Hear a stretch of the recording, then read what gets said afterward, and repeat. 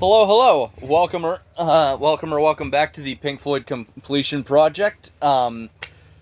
Today, we are looking at the movie version of The Wall, which I have on VHS, but did not watch on VHS. I watched it through a copy that I have on my computer, which I got through 100% legal means. I'm not a big fan. Not a big fan of the movie version. Now, the movie was originally going to be made up of Gerald Scarfe's animation, footage from the live performances of The Wall, and a couple of scenes shot with Roger as the actor. Now, there's conflicting reports about this. The footage they got at the live shows was unusable. There's conflicting reports as to why. It wasn't shot well. Roger didn't want to turn up the lights in order for it to be lit well.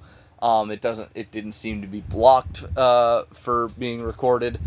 Either way, footage they got looks like piss. Now,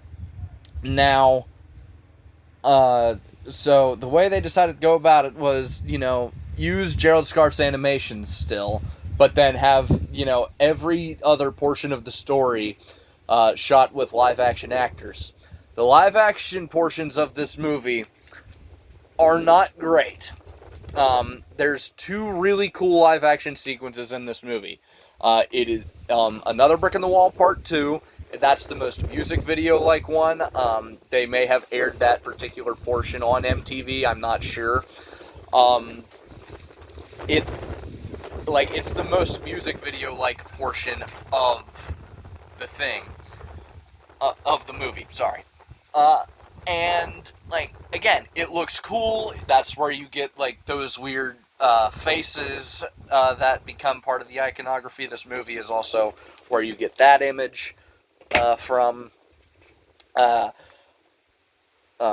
used to have a shirt with that on it. I don't know what the hell happened to it, but it was kind of peeling the last time I saw it, so we're stuck with this for the next several videos. It's it starts in a hotel hall, and then here's the thing.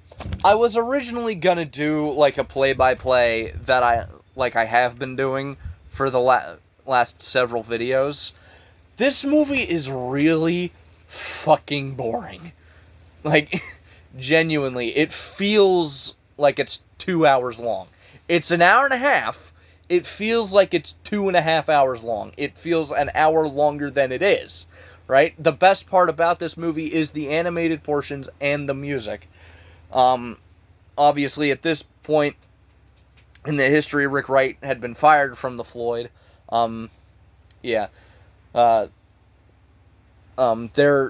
There is no sequence for Hey You. Apparently they shot one and it didn't make any sense. I would have preferred at least having the sequence as opposed to not having it. They also didn't shoot one for The Show Must Go On.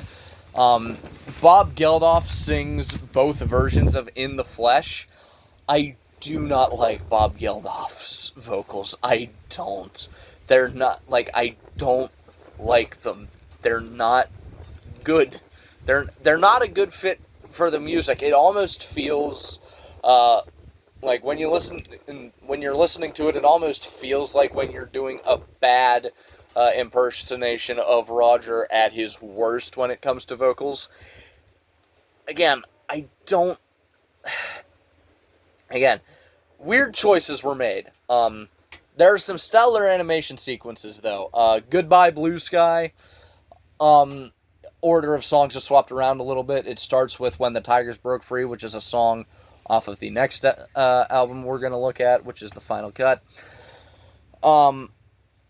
There's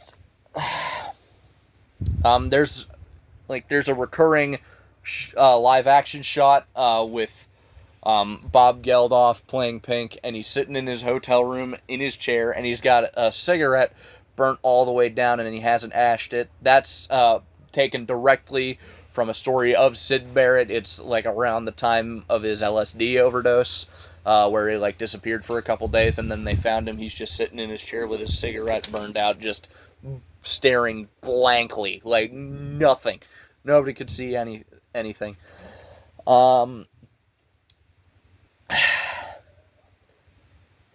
It's an interesting movie experience. I think. Yeah, the trial is another one of those beautiful animation sequences.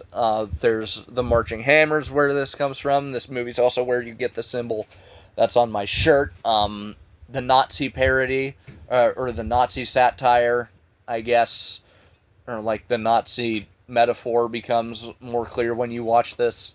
Run Like Hell is a cool live action sequence. I took like a page of notes for this, and I'm not going to use any of them. Because, again, the movie is just so fucking boring. Because there's, like, I'll give you an example. Brick in the Wall Part 1. It works wonderfully on the album. It did not need visuals. If, like, the visuals added to it just make it worse. They just drag the quality of the movie down. And it doesn't look good. I'm sorry. It doesn't, like, it's shot well. It's shot well. That's what I'll give it. Roger Waters and Alan Parker. Alan Parker was the director of this. They had arguments. Everybody had fucking arguments with Roger. Roger just pissed off everybody. Again, this is, like, we're getting to the point now where Roger is becoming increasingly unlikable. Do I recommend this movie? Only if you are a massive fan of this album. I am a massive fan of this album. I also only recommend it if you are somebody who has to, listen to everything Pink Floyd has done. Outside of that, if you just want something to watch on like a Saturday night or a Friday evening, pick something different. Don't watch this. It's not great. I don't hate it. But I don't think it's all that great. It's not something I watch frequently. Let's just put it that way. It's something that I watch maybe once every 2 or 3 years. I hadn't seen it in a while. I forgot how fucking boring it was. Comfortably Numb, the visuals are ass. Like, again, so, like, really the highest quality portions of this movie are the soundtrack and the animated portions. Everything else, take it or leave it. I don't care. So, yeah. With that, I'm gonna leave you. If you, like, again, sorry to be brief, I don't have a whole lot to say about the movie, apart from the fact that it's boring. Like, it's not great.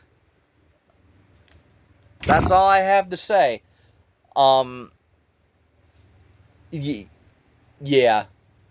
So, alright. I would like to thank you all very much for watching. If you enjoyed this video, please leave a like on it. If you want to continue along this musical journey with me, please feel free to subscribe. If you have something to add, I'm certainly out of thoughts on this movie. If you have something to add, please leave it in the comments section below. Give me your story with this movie. If you want to hear me talk about something other than music, I have a podcast. It's called Dorkies. I will link that in the description below. If you want to know what I think about the album The Wall, I have a 37-minute review of that album, and also an 18-minute video about the tour. Those were the previous 2 videos. I will link those in the description. And if you want to hear what I happen to be listening to that day, or a 15-second segment at least, follow me on Instagram at Sean_Heaster1979. And with that, I will see you in the next video, which is going to be my review of the final cut. And then after that, we're getting into the next round of solo albums. So I would like to thank you all very much for watching, and I will see you all in the next one. Bye-bye.